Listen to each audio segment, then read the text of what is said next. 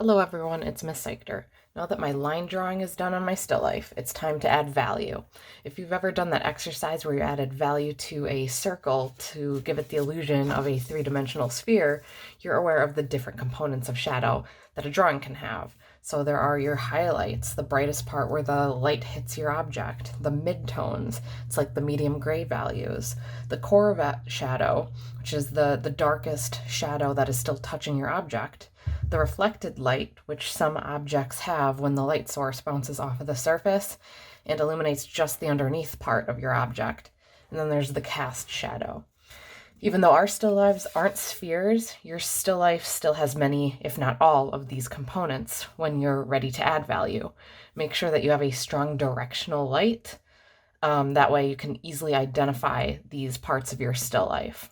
So first, before shading, it's a nice time to go in with line quality. If you haven't already, now's the time. So again, assess where the light source is and go in and see if you can make it so that there are some parts that have really thin lines and some that have really thick lines. That's called implied line. I can even make it so that wherever I know the light is directly hitting it, I can make it so that that line becomes invisible for a brief period where it breaks and then continues on the other side. That's called an implied line or a phantom line. We still know the line should be there, but our eye fills that in. And we can do that with a kneaded eraser. Now here's the difference between a kneaded eraser and a big eraser. A big eraser is great for erasing big mistakes. You do not want to use a kneaded eraser for that because they're not equipped to efficiently do this. They're too soft and stretchy. They just won't do a good job. When you want to lighten up an area in a soft way, a kneaded eraser is really made for this. You do not want to use a hard eraser for jobs like this because it leaves a hard erase mark behind, especially when you're lightening areas when you're shading. So in order to properly use this eraser, you want to form the eraser to be the right shape or size for the job and gently dab the eraser onto the surface of the paper. This is good, again, for lightening areas like lines, but it could also lighten values as well.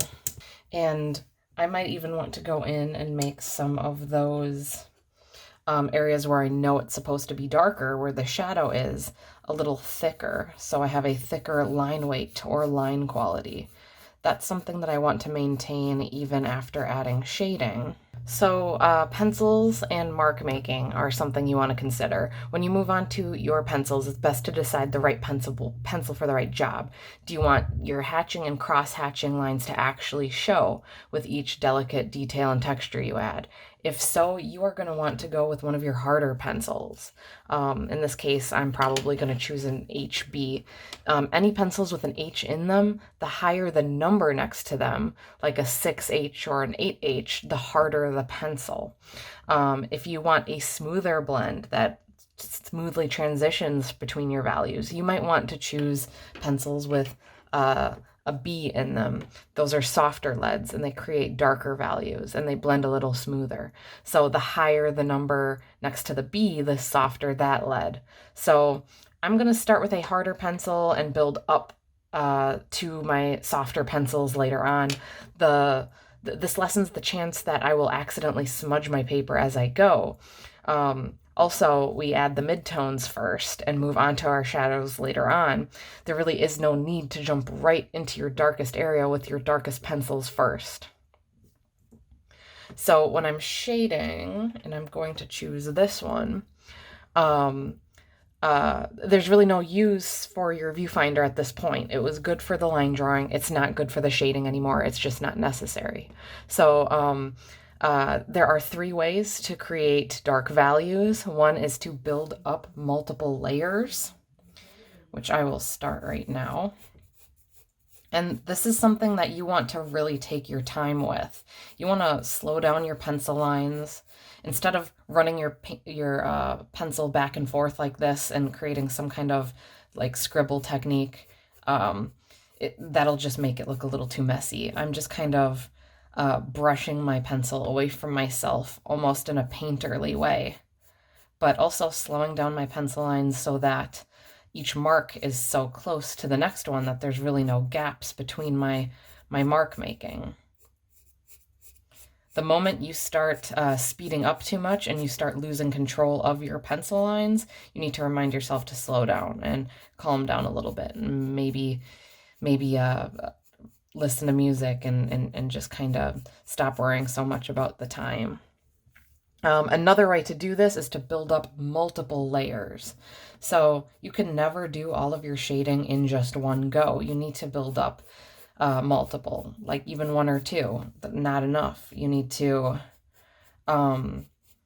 build up so many layers that you only stop when you see that you've achieved the value you needed.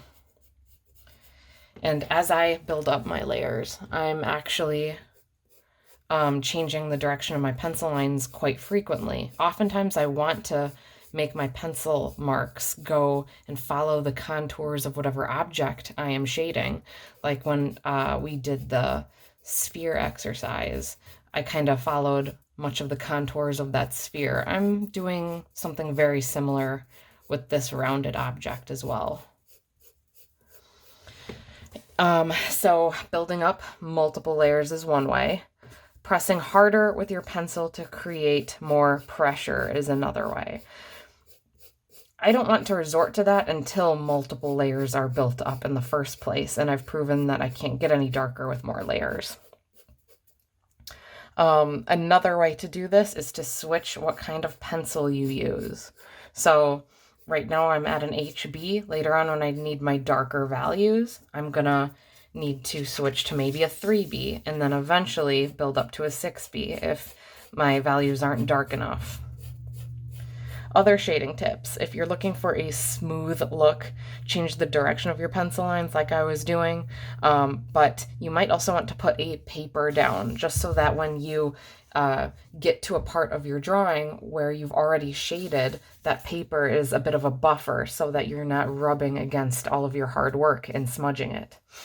Another helpful tip is to go for contrast. So the greater difference you can create between your darkest shadows and your brightest highlights, the more interesting your still life will end up looking like. One of the biggest mistakes beginners at shading do when they first get into this is making it so that all of your mid-tones and shadows are all in the mid-gray range, which is not what we should go for. It's not as dramatic. So create contrast by making your darkest darks as dark as you possibly can go, and your lightest lights as light as you can go as well.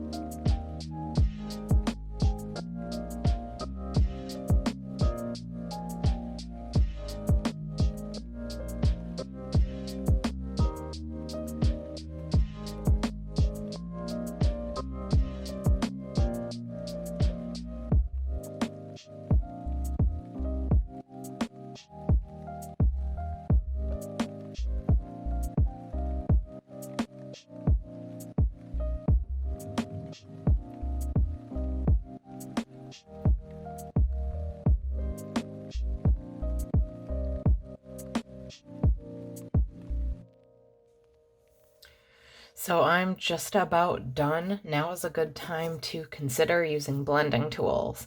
Again, if you were planning on making your mark making very noticeable with hatching or cross hatching, this is not the tool for you. But another option is choosing the right size of blending tool. So Obviously, a large blending tool would be good for a bigger space, and a smaller blending tool will be good for smaller details. One thing that you absolutely have to make sure of doing is care of this tool. Do not use this like a pencil. You're not using the very tip as a drawing point and putting pressure on that. That's a quick way to ruin them and getting them flattened or pushed inward. Also, don't go overboard with your blending because usually it's best if it's a last resort tool where really dark values that just aren't blending smoothly with your pencil need more work. A big mistake with blending tools is people rely too heavily on them and they will drag the darkest values into their medium tones too easily. And it will result in a smudgy, dirty look. Then you're constantly fighting between your blending tool and trying to lighten things with your kneaded eraser. So use these sparingly. And this is also a good time, besides using my blending tool, to lighten areas with my kneaded eraser. And as I said before, you don't really want to drag your eraser across the surface. There might be some instances where that's okay, but for the most part, you're going to be wanting to tap that kneaded eraser on a surface so that it gently lightens those areas. So these are my finishing touches now. And as I'm doing this, I'm not putting pressure on the tip. I'm using it more on the side, like when I'm shading. Sometimes as you add more graphite to your blending tool, you can carry that graphite strategically into other areas that you need to add more darker values to. You can make some of these sharper shadows a little softer if that's what your still life has. And I've found that these tools really press the graphite into the surface of the paper, which makes it appear a little darker. And it's not drawing or shading by adding graphite. It's really just moving it around and pressing it into all the textured bits or tooth of the paper.